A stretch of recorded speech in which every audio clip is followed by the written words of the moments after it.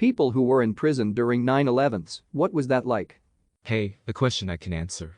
I had just recently arrived in the system after sitting in county for a while, so was still in diagnostics where all your processing like medical and affiliations and job placement stuff happens. I remember being still asleep when a guard turned on the lights and rolled the TV into the dorm. Intakes had been torn down by the last batch, or maybe the batch before them. I remember my bunk was right by the plug, so I could sit there and be right to the side of the TV. My house was popular for a few days, lol. Everyone was confused at first. What the hell, boss? Why are you waking us up? But his demeanor showed that something serious was up. Big gray-headed dude, usually jovial, was like, y'all quiet down and look at this. We thought it was just a crash at first, but he answered, no, we're under attack. I'm not super sure about the timeline, he must have brought it on shortly after the Pentagon got hit. I remember seeing one of the towers fall, at least, but the memory is fuzzy. We were one somber bunch of hoodlums, though. They left the TV in the dorm all that day, and most of the next. Like others have said, we didn't go out for a few days. We didn't go full lockdown, because they kept running the diagnostic stuff, but I can't speak for the rest of the camp. Among the inmates, it was gossip as usual, hyped to the walls. There's gonna be a war, they're gonna let us out, gonna write my recruiter and get out of here, blah blah blah. The couple Middle Eastern looking guys got some shit, but no beatings, at least in my pod. Again, stuck in intake, so dunno about the rest of the camp. There was perhaps an increased sense of camaraderie, and lots of talk from the veterans in the group. I guess I've never really thought about that morning from the perspective of anyone other than myself or a New Yorker before. Strange memory. Thanks for asking, person.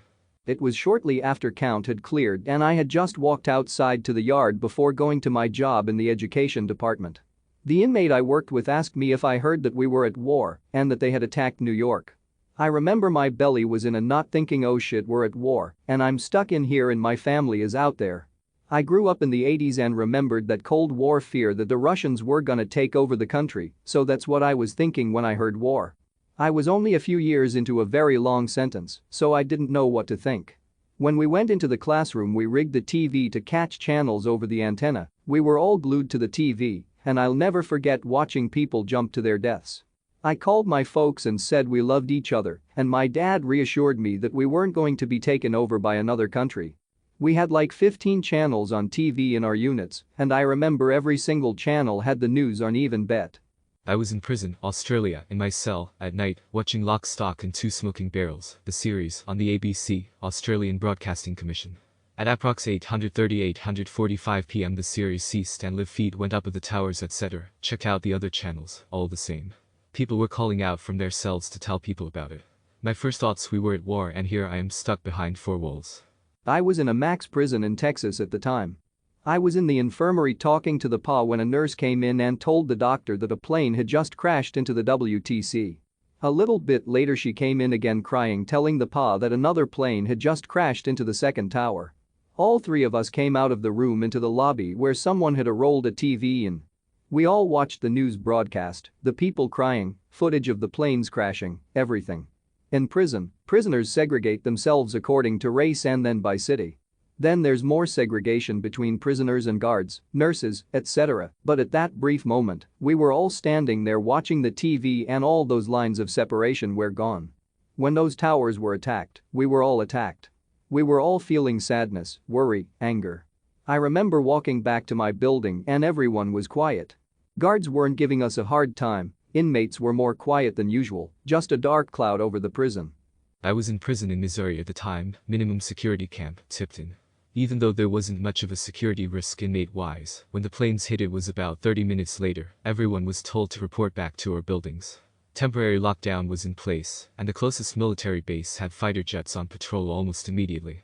Even though we had to go on lockdown, almost everyone was already in a cubicle watching as the second plane hit.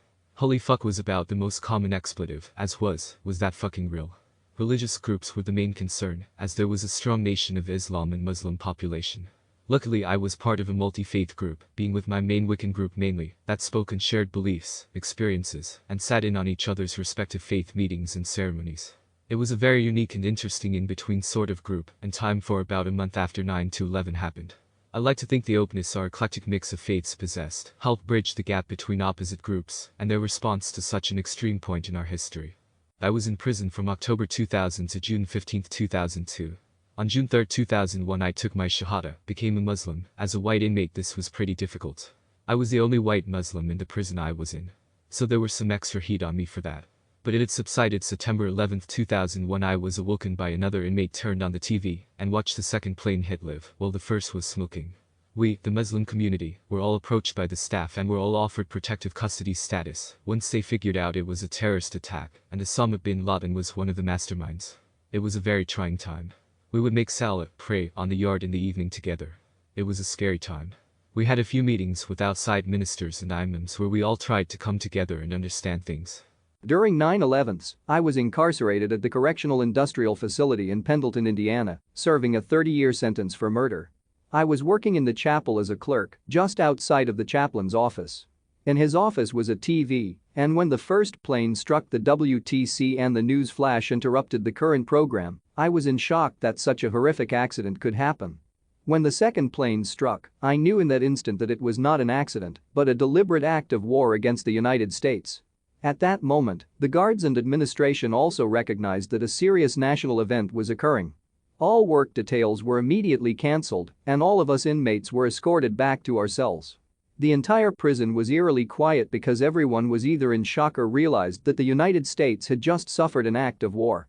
The prison was placed on lockdown, not only to prevent rioting, but also because no one knew what was going to happen in the coming hours or days. My cellmate had a TV, and we watched in horror as the events of the day unfolded. There were some inmates who found pleasure in the government being attacked, but these were very much in the minority. The vast majority of inmates, especially the veterans, were horrified.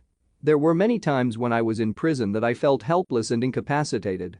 But never more so than on September 11, 2001. If I could have, I would have rushed to New York to dig through the rubble with my bare hands. But I couldn't. Never had I felt so acutely the crushing weight of those walls and those bars. I am a naturalized citizen by choice because I love this country. I committed a crime and I paid my debt, but I harbor no ill will against the government for my incarceration. I broke the law, I got what I deserved. The United States is the greatest nation on earth, my incarceration notwithstanding, and on that day I would have done whatever was necessary to protect it. If only I could have. To this day, that is one of my greatest regrets.